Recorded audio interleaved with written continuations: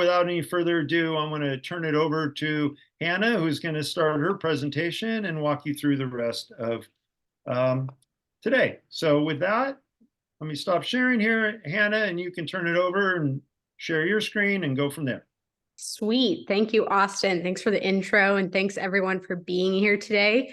I'm Hannah Ake. I'm a senior program manager with the California Water Data Consortium, and I'm so glad that we're able to team up with Floodmar again to combine LunchMar and then the consortium's equivalent series, which is Data for Lunch. And so for those of you who might not be familiar with the consortium, just wanted to do a little bit of background. So the consortium is an independent nonprofit organization created by a partnership of state agencies and others to really try to ensure that we have the best possible water and ecological information in the state. And we really believe that this helps to ensure that everyone living and working in California can prosper in the face of unprecedented climate challenges. And so as part of the work we host a Data for Lunch, which is very similar to LunchMar, with the goal of providing a venue to learn about new and innovative water-related data methods, technologies, share important learning on water data topics, and then to learn and connect with one another. So it's really great to be able to come back together with Floodmar to share updates on our groundwater accounting platform, which I'm thrilled to be here with my colleague at EDF to present on to all of you. And this might actually sound pretty familiar to some of you who were able to tune into our joint event last year on the platform. We did a presentation, and so we'll drop a link to that previous recording into the chat in case you didn't have a chance to watch it. So as Noah goes through the presentation, please feel free to type your questions into the chat. I'll answer some on the fly if they have pretty quick answers. And we also have some colleagues who work on the platform on the call as well. So if you guys want to jump in with a quick answer, go for it. But then I'll save the rest of the questions for our Q&A portion at the end of Noah's presentation. And so with that in mind, I'm thrilled to turn it over to Noah Bruhis from EDF to talk more about the Groundwater Accounting Platform. Thank you, Hannah. I guess I should unmute before I start talking. And thank you to Floodmar and the consortium for having us. I'm Noah Bruhis. I'm a senior analyst with the Environmental Defense Fund, and I'm excited to be here talking with you all. Just a quick reminder to mute if you have not already. That will help us out.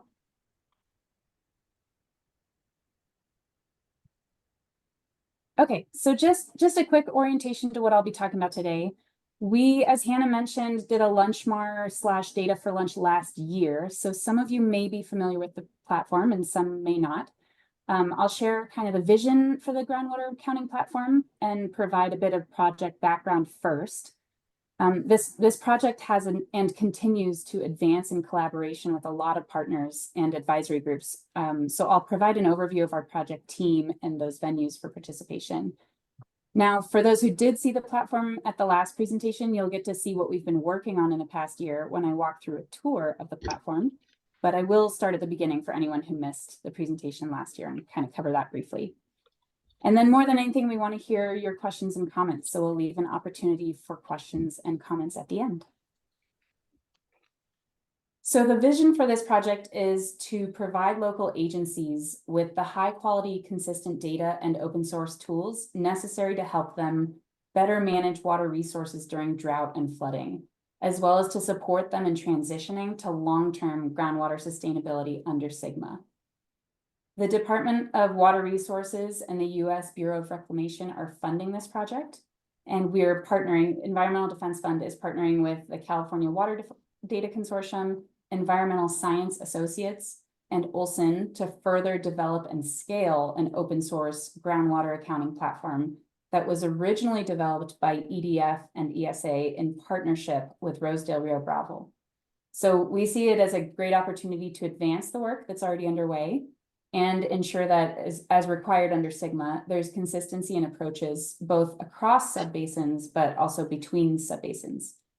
So our goal is to ensure that this effort is useful not only to landowners, water managers, and GSAs, but also to the state at large.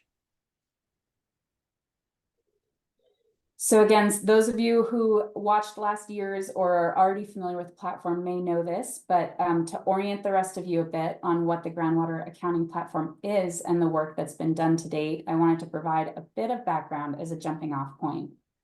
The platform was originally developed beginning in 2018 by EDF and Rosedale Rio Bravo Water Storage District. Rosedale Rio Bravo especially was interested in a tool like this because they're a large agency located in Kern County in the San Joaquin Valley, and were designated as a critically overdrafted basin under SGMA. So the leadership there recognized that having a water accounting tool that could be used to set allocations and then communicate those directly with landowners was going to be imperative in achieving groundwater sustainability under SGMA.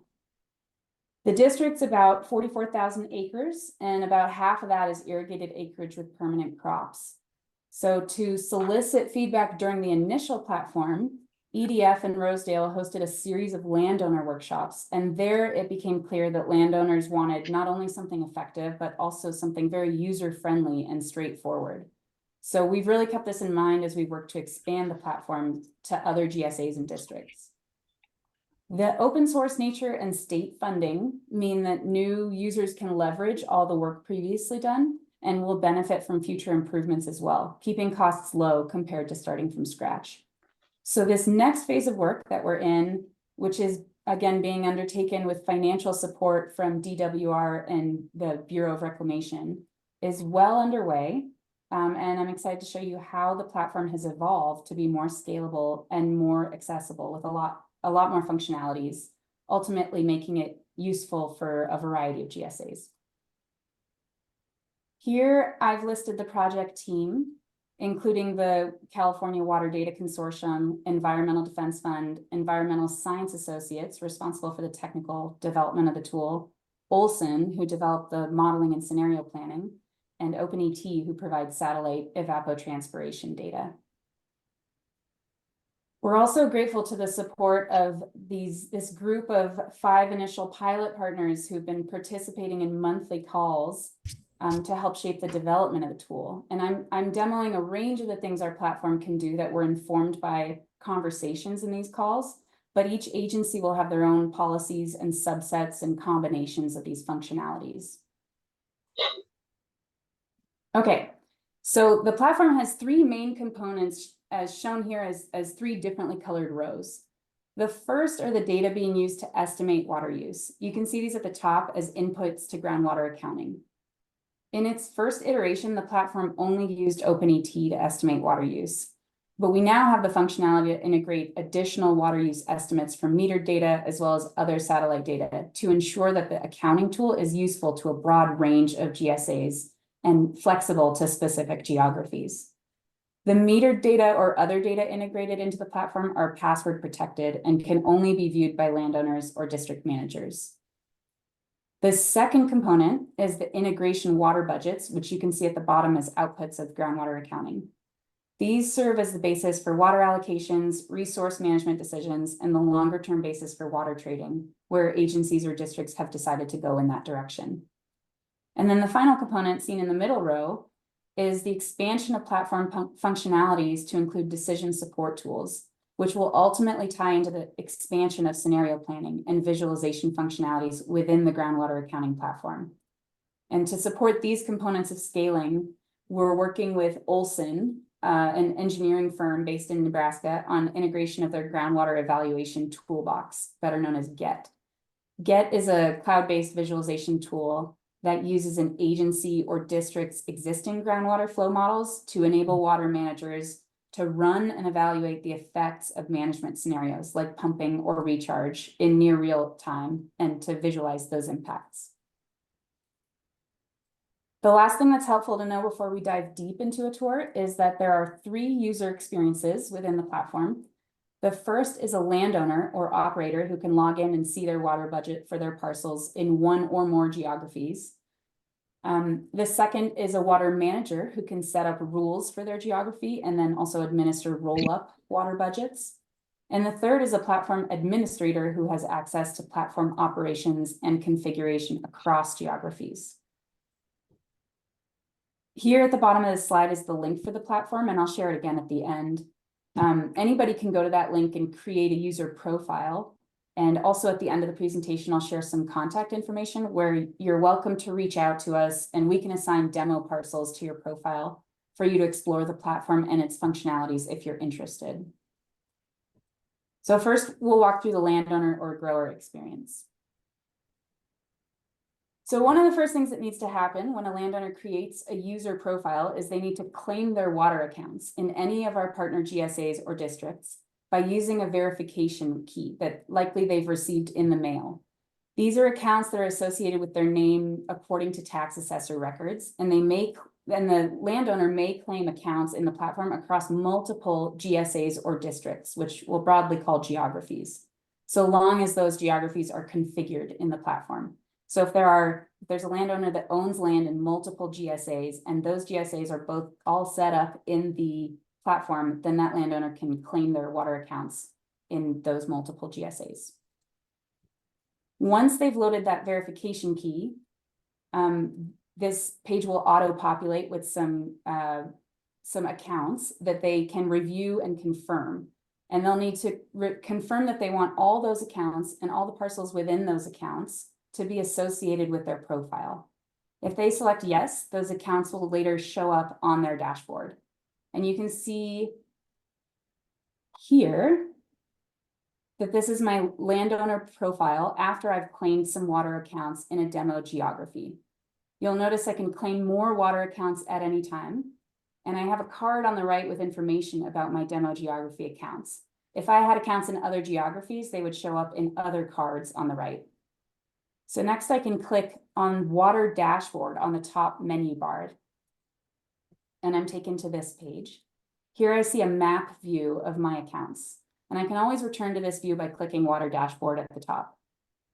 If I click on just one of the accounts on the left, the map will zoom to the parcels that are within that account. I can also click on budget data. I can leave the map and click over to budget data and see an overview of the budget for all my accounts for a given year. And then I can download that as a CSV file with the button on the right at the top there. When I click on a specific water account, I'm taken to what we call the water budget page for that account, as indicated by the menu on the left-hand side. To the left of the map for a given year, you can see the total supply, total usage, and remaining balance. And notice the map shows the parcels included in the Orchard Valley Produce Water account, which is a fictitious account in the demo geography. And at the top right are drop downs for year and units, which you can change at any time to change your view. If I scroll down the water budget page, the chart shows cumulative usage for the year. That red line at the top is the supply. The dotted gray line is the average usage over all years on record. And then the blue is the displayed year's cumulative usage. You'll notice there's cumulative is highlighted in the chart, but I can click on monthly and see a monthly view of the chart, which shows a bar graph of average versus current year usage. Moving down the menu on the left, we have account activity next. And this is the part that's really meant to mimic the experience of a bank account. So there are credit and debit transactions listed here, and you can drill down into each transaction and see parcel level information. So I've opened that November, I've expanded that November transaction, and you can see that there are 3 parcels that each have unique transactions within them. Above the transaction list is an overall balance for the year and information about the most recent transaction. And again, as always, a user can use the drop down for year at the top to select a different year from the years with available data and can change units. Continuing to move down that menu on the left, we see the parcel map next.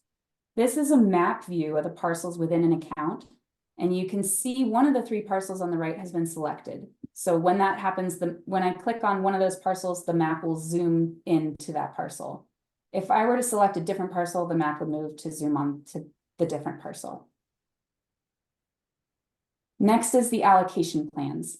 So here, a landowner or grower can view the ramp down allocation plan for the zone in which their account sits. In this case, the manager for this geography has set up a plan where 3 acre-feet per acre are allocated for 2022, and 75% of remaining unused water can be carried over through 2025. Then in 2023, 2.7 feet per acre allocated with 75% carryover and so on. Just a quick gentle reminder to mute if you have not already. Okay, finally here we see a landowner or grower can set user permissions. So if, for example, they'd like for other managers, other business partners or managers or spouse or someone else to be able to access their account, they can do that here. So in this example, I've added a farm manager as a viewer to this account using the email they've provided to set up a profile in the platform. Next, we'll move into the experience a water manager has when they log into the platform, and they have a suite of tools that don't exist for the landowner. So some elements of the experience are similar, but rolled up. They can see here the cumulative view for the whole GSA or district. This is still in acre feet per acre, but you can see the number of acres managed is 36,000. A manager can also view all the water account budgets that they manage in list form and can download that information as CSV. So here's a list of all the accounts in this geography with information for the year 2022, for example. I can change the year and I can change the period to view different data. A manager can also configure zones and zone groups to be used for analysis, reporting, and applying unique rules. These zones will typically correspond to a subcategory within a geography, like a management area, political boundary, or geological characteristic. The example here is geography status, so each parcel is designated as either being in districted lands or in whitelands. On the water transactions page, a manager can create water transactions for any parcels. Transactions between parcels can occur one at a time or in bulk. And there's also an opportunity here to upload a spreadsheet for multiple parcels. So drilling in a little bit, here's an example of a water transaction. You can see that a manager can enter information into this form to adjust or correct automatically generated or entered data, and can credit a parcel with independently acquired water. And here we have the OpenET integration, which the manager has the option to enable for their geography. This will check for OpenET data monthly and sync it in the platform. Additionally, a manager can click sync to retrieve any available updates for a given month or year. OpenET data can change for up to 3 months after they're initially retrieved. And as with a bank statement, a water account owner would see a correction. So if you were to go to the store and return something you bought on a credit card, you'd see an adjustment in your bank statement rather than a change in the initial charge. The same is true in the transactions of the account owner's account activity page. And this is for transparency. Okay, a water manager also has the capability to configure their geography. So when they log in, they have this extra black bar at the top with manager tools and configuration capabilities. And here I've clicked configure geography at the top to show that a manager can customize which data sources come into the platform. They can also configure types and data sources of water supply to be accounted for in the platform. Here's an example of how it looks for a manager to set up water usage data sources. The manager on this page has set up custom water types for meter data and self-reporting, and is in the process of adding a custom type that they're calling third-party ET remote sensing. They can also set up custom water supply types and give them names that make sense to their geography. Here we see custom water types for project water, native yield, stored water, and surface water. So this is where a manager can configure those zones and zone groups that we saw applied to the landowner's account as well. These are for analysis, reporting, and applying unique rules. These zones will typically correspond to a subcategory within a geography, like a management area, political boundary, or geological characteristic.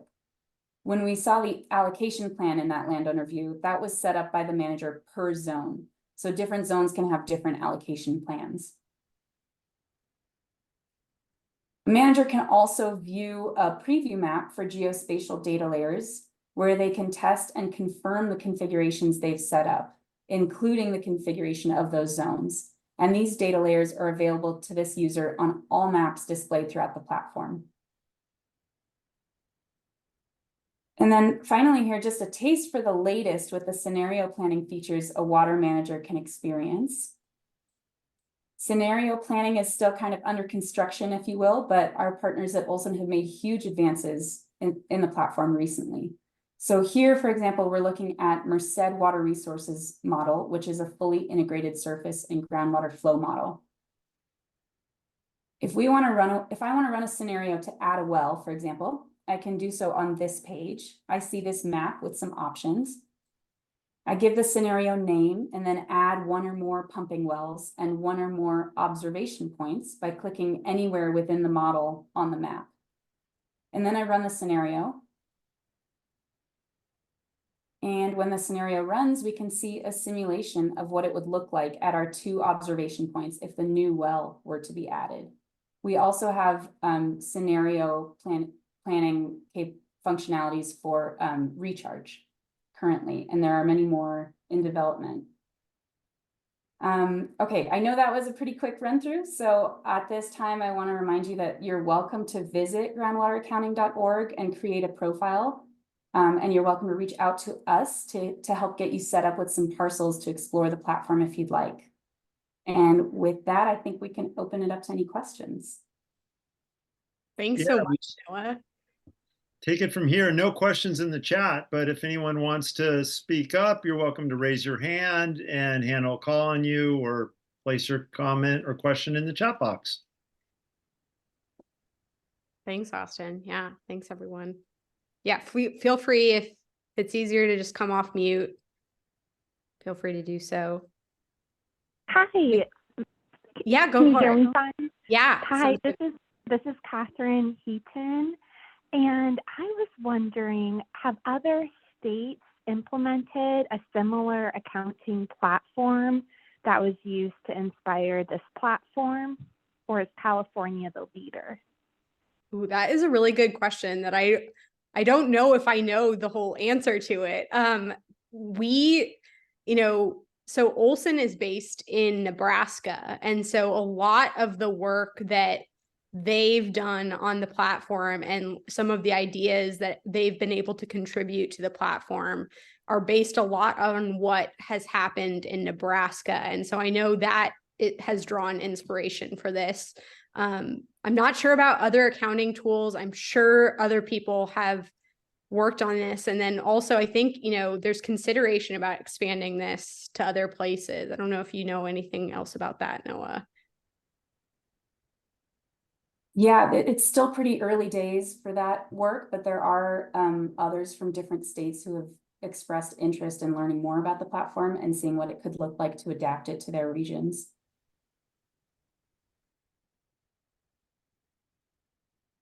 Hannah, you got some questions in the chat box. Yeah, I'm seeing, do we credit effective precipitation? And that is a really good question.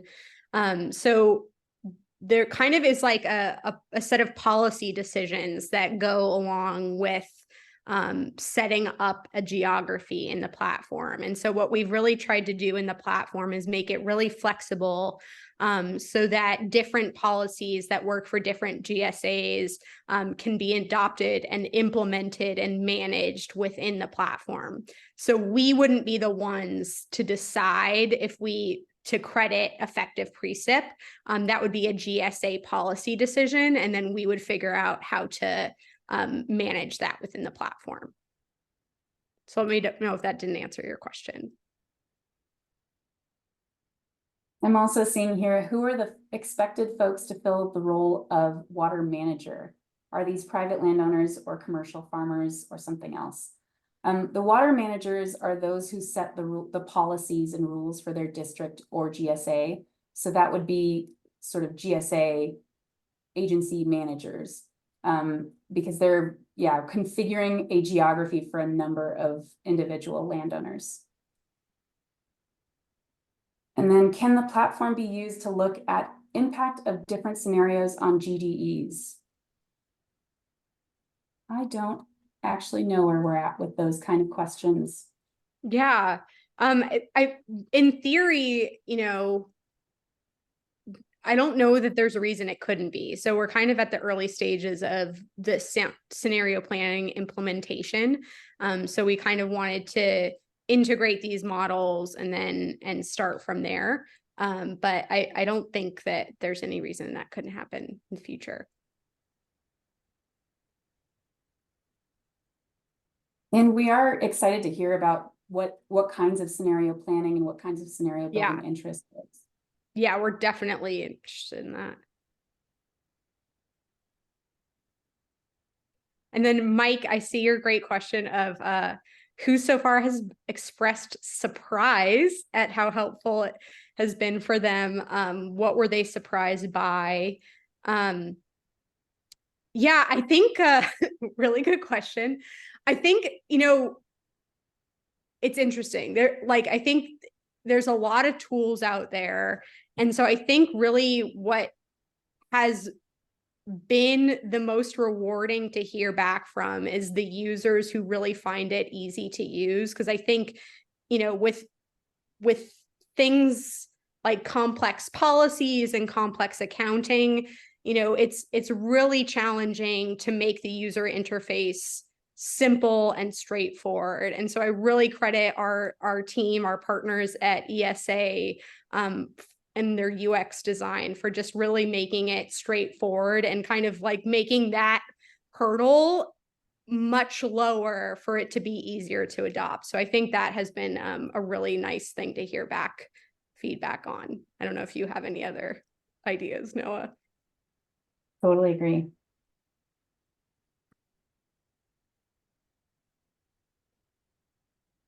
I see Jack Severson. Hey, Jack. When water is traded between parcels within the platform, are transfers done within the parcels or controlled by the owner or among other water users? So correct me if I'm wrong, but I don't believe, Hannah, that we have any implementation yet of water trading. This is just kind of a functionality that's available to turn on, and we haven't really used it yet. But the idea would be that it could be between water users, although all those transfers would have to go through the water manager. Yeah, and it would be within the same GSA, but we don't have that functionality right now. Who are the expected folks to fill the role of water manager? John Burns, thanks for the ad. Added there that water managers are GSA staff or their consultants as well.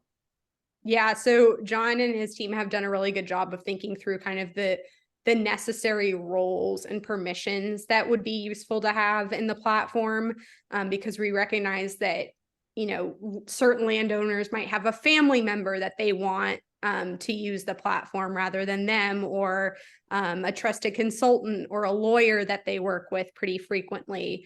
And so we've tried to give a lot of thought about the roles and permissions and levels of access available. So we kind of talk about water managers more generally, but that applies to kind of GSA staff and consultants. And then landowners has like a whole suite of kind of permissions and toggle ons and off.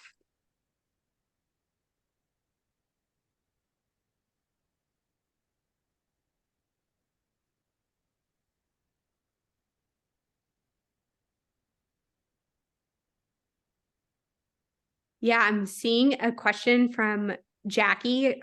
Please, sorry if I'm not getting your name right, about credits applied using OpenET data. So OpenET is actually a record of accounting, so a data source that we can use in the platform. But as Noah mentioned, we wanted to build in flexibility so that if a GSA decides they want to use meter data or another type of evapotranspiration data like land IQ, that could also be adopted and used for accounting in the platform. So the GSA chooses the accounting data set that they would like to use to manage their groundwater resources. And so they're the ones to choose the credit system and the data source, and we just visualize that for them in their geography. Just reading through all the questions. Thanks, everyone.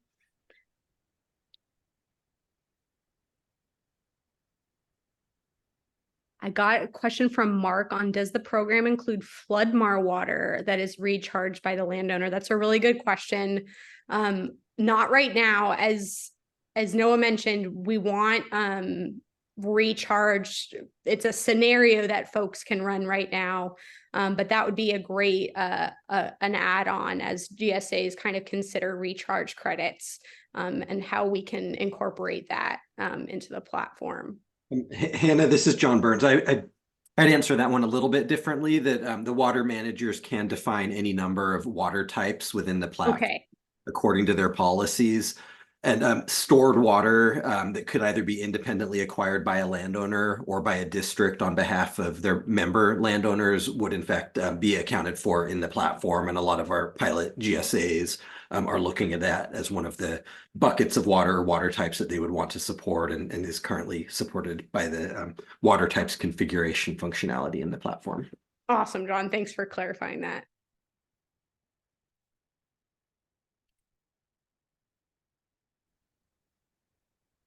I missed any questions?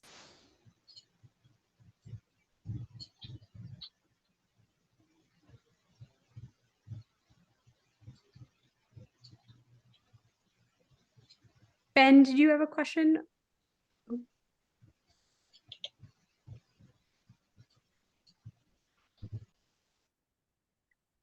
I see a follow-up here from Nate Page,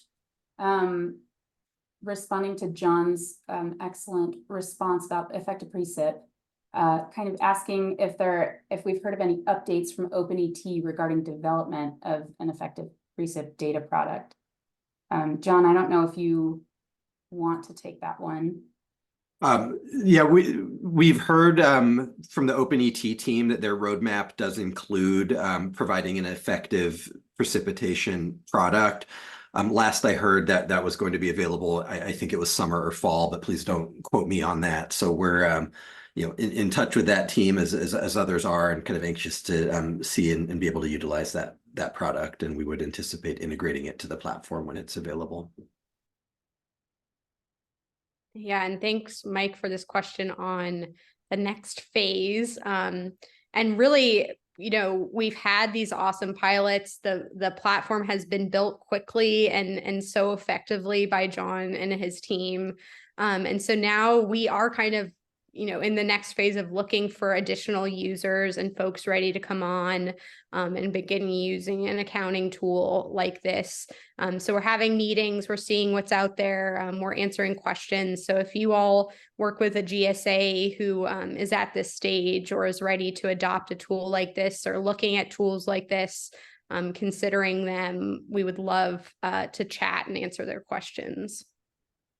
And I'll add that we are also kind of rolling out to the landowners of the GSA managers that we've been working with through landowner workshops and trying to get folks logged in and using the platform within their GSAs. Yeah, and thanks, Amanda, for this question. Can a member of the public or research team or NGOs use the groundwater accounting platform? And that is kind of what the demo geography is for. And so this is an anonymized area of the tool where you can test out the functionalities and features. But really what the accounting tool does is it's tied to a certain GSA in a certain district. So the accounting only really works if it's tied to that geography. But we want people to be able to go in and learn about the tool, why it's needed, why it's useful, and kind of what it's doing. So we have a lot of public information pages and that demo geography that folks can log in and play around with.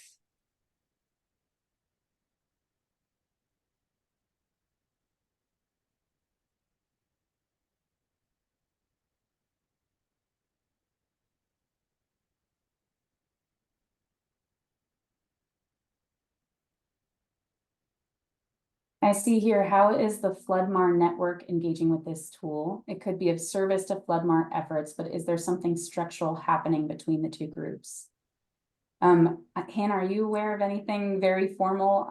I don't know if anything very formal, no, but yeah, I as John mentioned, I think things are happening at the GSA level.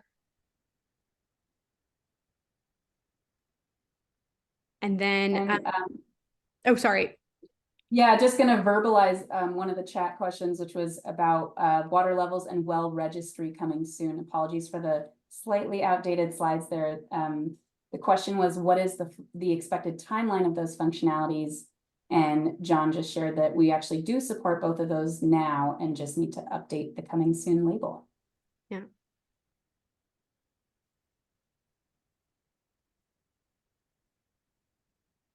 Yeah, and Willie asked, can the tool bring in groundwater levels and management zones and minimum thresholds? That's a great question. And yes, it can. So we've configured the platform so that a GSA can manage two management zones or areas. Some folks are calling them sustainability zones, but really you can set certain rules, different flags, different parcels that are all part of that management zone and follow a particular set of rules. So that's all configurable on the water manager or the GSA side of the dashboard.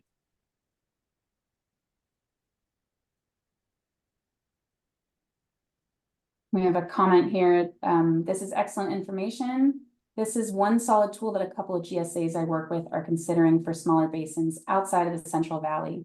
I look forward to seeing how this scales to smaller basins. That's Tim Nicely from GSI Water Solutions. Yeah, there's no reason this couldn't scale to a smaller basin. Yeah. Awesome to hear. Please connect us if that makes sense to do. Yeah, right. Happy to answer questions.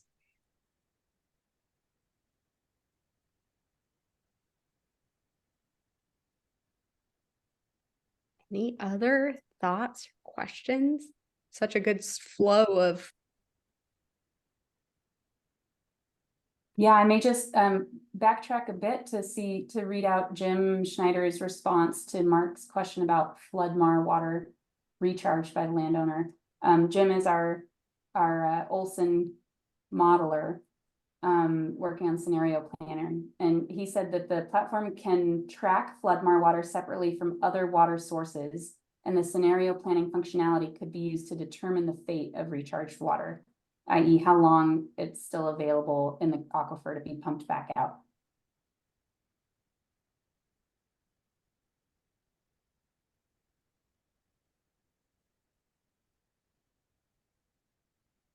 Yeah, so I'll take this, and then Jim, if you feel like chiming in, please feel free to Jack's question. So can you expand a bit on how the recharge scenario tool works? So yeah, we've Olson's tool GET, the groundwater evaluation toolbox, was really a scenario planning tool set that was built using ModFlow. And as part of our work, no one mentioned this, but as part of our work with DWR, GET has been kind of forked to become open source to integrate into the platform. And then we've also built out GET using their kind of integrating IWFM now to support more models in California. And so Jim and his team at Olson have been working to kind of, using those models, add on different scenario planning functionalities like recharge, like adding a well. So Jim, I don't know if you want to add on anything else there. Yeah, I guess the only thing I'd say is it basically works exactly the same as the demo that Noah, or the screenshots that Noah showed for adding a well. It just puts more water in the ground instead of pulling more water out. And the way that we do these scenarios is they're always what I call change scenarios. So you have a baseline scenario, and then you're rerunning it with some change, taking the difference to isolate the impacts of that, in this case, added recharge water.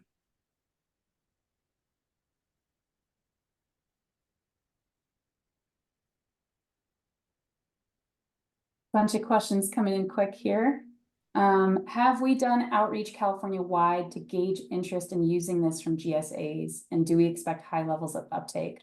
We have sort of an outreach campaign coming soon, including a public webinar. If you know of anyone who you hope can see this demo, or you're welcome to share the link from this event, but there's also more coming. We have a webinar on March 18th for the public that we will be out marketing and outreaching. And then we've been trying to attend some board meetings and meet with folks individually from various GSAs. And we hope for high levels of uptake. I don't know that we know enough yet to say if we've if we can expect it. But there was another question here about invoice and billing. Is there an invoice billing component included, or perhaps a clean integration between the groundwater accounting platform and existing invoicing platforms? And this seems like a popular question. John, I would love to give you a chance to answer this, because I know it's something that we've heard a lot about interest in, but would let you kind of explain where we're at with it. Yeah, absolutely. Thanks, Noah. I was just typing a reply to Nate in the chat there. In Rosedale Rio Bravo, they're using the platform to calculate their water charge and allow their landowners to view and see the unit charge and their total charge to date directly within the platform. Billing and invoicing currently are happening off system via integrations with their billing software. So we can support calculation and display of the charge today. In terms of actual invoicing within the platform, that's something that's on our roadmap, and I think we'd like to get there, but we're waiting for the users to help us prioritize that functionality. But certainly compatible with the platform roadmap and something we'd like to support.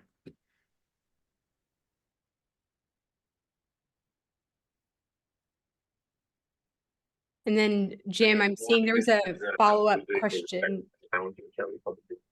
to the description of how the recharge scenario works from Glenn. I'm not sure if you're still around to answer that. He said, basically the way that you described it, it presumes that the water manager would know the location of the recharge scenario. So thanks, Jim. That is correct. Great.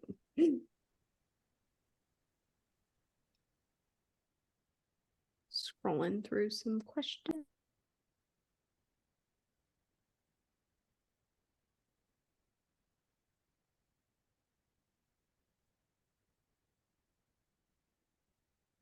And that is a really good question about kind of real-time recharge efforts. I think that would depend a lot on the GSA's policies and kind of how they're managing recharge. But, definitely would look forward to working with them on that in the platform. Yeah, this is John Burns again. I love the question from in the chat there. That's not one that we've considered in our roadmap, but I think if we get the expansion of the platform that we're hoping to see, this would be a unique opportunity to be able to connect with landowners in a platform that they're already using to get near real-time information about their water use. So I'd say there's definitely some opportunity to leverage the platform as a point of contact and tool that landowners are using to provide these more expansive use cases. So something I would like to explore further, but not one that we'd previously considered for the platform roadmap.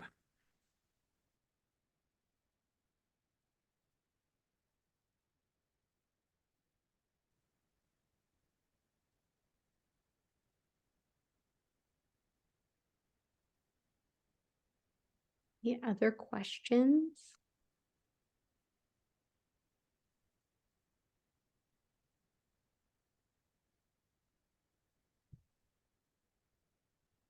Maybe to kind of round us out, if, as we kind of mentioned, if anyone or are working with that might be interested in a tool like this, please have them reach out to us. Oh, go ahead, Tom. Yes, how might this be used by the San Joaquin River Restoration Program to monitor groundwater levels, specifically seepage out into farm fields, and also groundwater drawdown that might occur due to nearby wells? particularly around recharge areas along the river in floodplain recharge? That is a really good question. I don't know. Is that part of a GSA, I guess? That's kind of how the structure of the accounting works at the moment. Yeah, I'd be happy to talk through that. So the GSAs would run up to the river, but the restoration program's not part of a GSA, as I understand it. Mm-hmm. So they wouldn't be privy to the data. Yeah. No, that's a really interesting use case. I'm not sure, John, have you heard of any questions like that before about a restoration program being able to use something like this? I think in terms of sharing kind of the roll-up data from a GSA with other programs, that would, the data would be controlled by the GSA and up to them to share according to their policies and preferences. So I definitely would see partnering and data sharing as something that would be aligned with the platform's mission. We are very careful in the platform to be clear that the data is owned by the GSAs and access to the data is controlled according to the GSA's policies. But generally speaking, there's an alignment in mission and a willingness to collaborate. So I think that type of data sharing would be supported by many, if not most, of the GSAs with restoration programs. Thanks, John. Yeah, and I'm getting I see a question from Elizabeth here about major data gaps that we could help fill to support GSAs. And I'm sure everyone on the team would have an answer to this question. I'm curious what John and Jim might have to say, because I know they work with data so closely, but the consortium's also been doing a lot of work on data reporting formats for groundwater. And, it kind of ties into the well registry that ESA has built for this platform, but there's just such inconsistent identification systems out there for wells that to me is a kind of a big hurdle, and making sure that we're managing things sustainably. But John, I'm not sure if there was any other data gaps that you wanted to point out that would be helpful. Yeah, I would say that we've seen the policy development being more the critical path rather than the data being the critical path to expanding the use of the platform. This is, making decisions around how allocation should be structured or how effective precipitation should be accounted for. So the platform has been a useful tool to help advance and understand where the policy decisions need to move forward. Specifically on the data side, the platform takes as inputs parcel inventories that are maintained by the county tax assessor. So that's a pretty robust data set. There's an interest in bringing in field boundaries and crop types, and that's a data set that's, it's available, but a lot of times it's years out of date. So for GSAs who want to include field boundaries to determine irrigated area, having reliable, up-to-date field inventories can be a significant data gap, although we know there are means and consultancies out there who can help bridge that, but it takes time and resources. Other data gaps could be, again, the location of the wells and the persistent unique identifiers for those wells, as Hannah mentioned. The consortium's data formatting project is a big initiative to help close that gap. We can also support landowners sort of crowdsourcing that data gap through well registration workflows directly in the platform. And maybe I'll just add that we are seeking, thought partners in this too.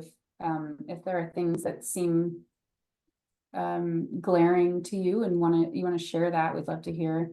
We're working with, considering ways to include information like where domestic wells exist and how to build those into scenario planning, perhaps. But yeah, open to ideas all the time.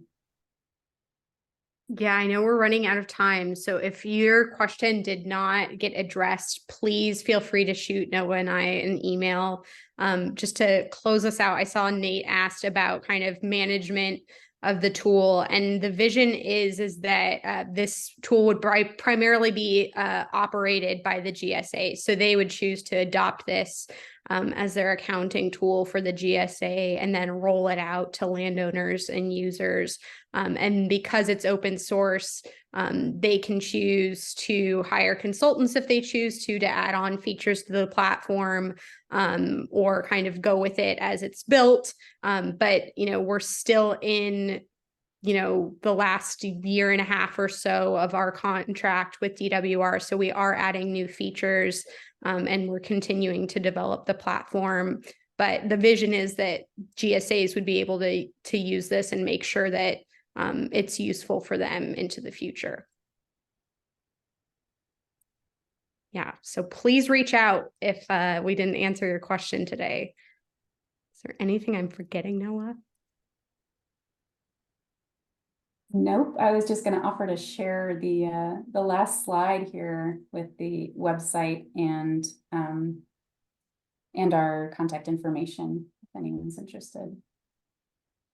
Anna, do you want to make a plug for March? Oh, I just yeah. dropped it in the chat. Thanks. Yeah, we have an upcoming March Data for Lunch for those who want to tune in to that series.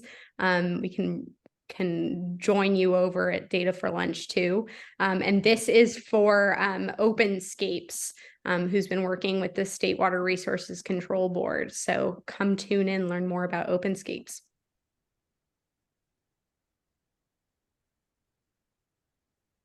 Great.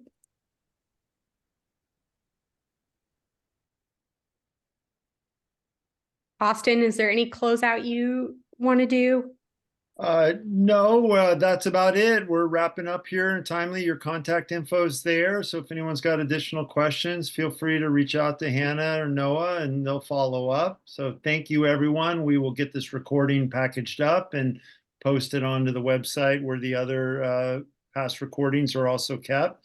So I encourage folks to sign up. Obviously, we had over 100 people today, so that's huge turnout, and encourage folks to share the word and come to the next talk a month from now. So thank you all, and everyone have a good remainder of your day. Thanks so much, everyone. Awesome.